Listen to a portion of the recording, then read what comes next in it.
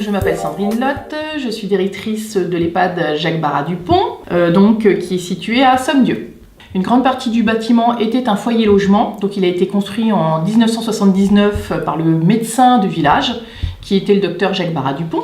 Alors nous avons une capacité de 80 hébergements, ce qu'on appelle complets, donc des gens qui résident au niveau de la maison de retraite, de l'EHPAD, 3 hébergements temporaires et une possibilité d'accueillir 6 personnes en accueil de jour.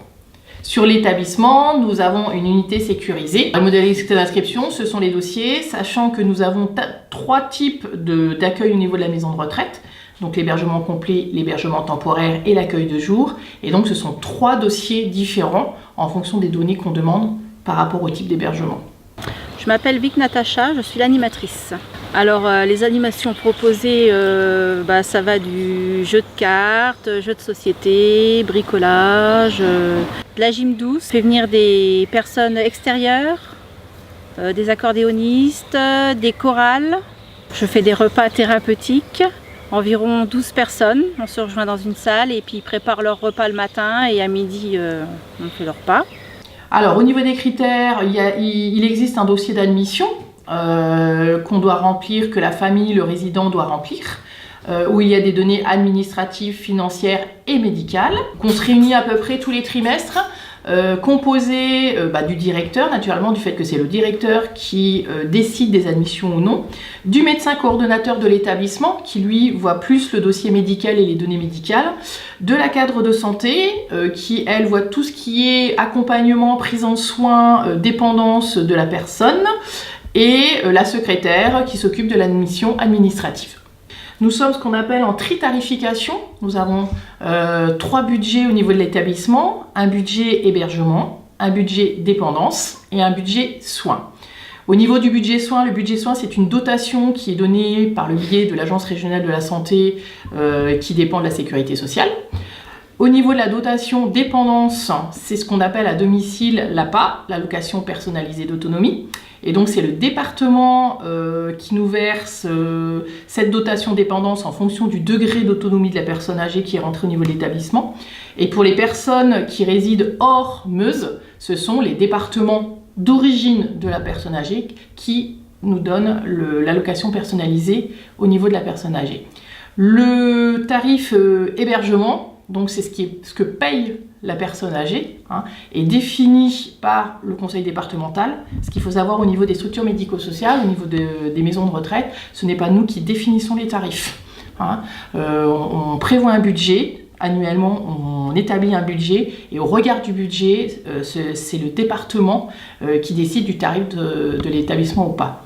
Donc là, au 1er mai 2017, nous sommes sur un tarif de 51 € sur le tarif hébergement, 5,70 €, ce qu'on appelle le ticket modérateur qui est aussi versé par la personne âgée.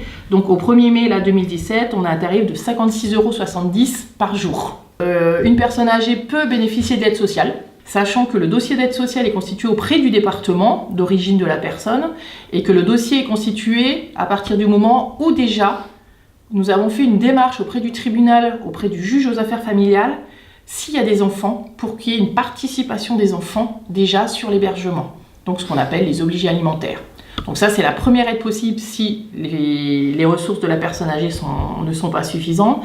Et la deuxième possibilité au niveau des aides, c'est l'APL, donc l'allocation logement, qui est demandée à la CAF, où les personnes, en fonction de leurs ressources, peuvent aussi bénéficier de cette APL. L'activité préférée ici, c'est de participer à des jeux communs entre les uns et les autres. Le Scrabble, les trucs dominos et le loto. Une ligne remplie, ou si on remplit tout le carton, on a un petit cadeau. J'aime bien les choses organisées à plusieurs, les jeux, tout ça, les animations, tout ce qui se fait à la maison, dans la maison, que je peux participer. Là où je me trouve, je suis bien, partout où je suis bien. Il n'y a pas d'endroit défini qu'il faut impérativement aller là où il faudrait aller. Non, n'importe où.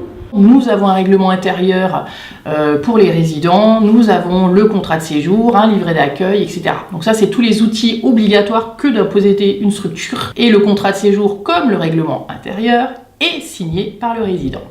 Au niveau des espaces communs, tous les résidents y ont accès. Je veux dire, voilà, c'est les accès publics. Donc tous les résidents ont accès aux espaces communs, donc la grande salle, les couloirs, etc. Au niveau des chambres, il faut savoir ici, on est sur que des chambres individuelles.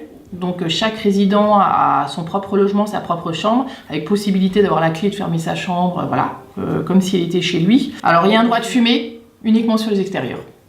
Voilà. Donc soit on leur demande d'accéder à leur balcon, soit de sortir sur les terrasses pour aller fumer. Et donc les personnes peuvent rentrer et sortir comme ils veulent. La seule chose, c'est pour des personnes qui sont désorientées, qui ont des troubles et qui risquent de ne pas retrouver la maison de retraite, on s'est équipé de montres GPS. Ils sortent et puis s'ils dépassent une certaine zone, ben voilà, on est nous prévenus par SMS sur les téléphones. Donc en général, les visites se font à partir de 11h et par contre le soir, on peut aller jusqu'à 20h, 21h. Là-dessus, on n'a pas de, voilà, il n'y a pas de problème.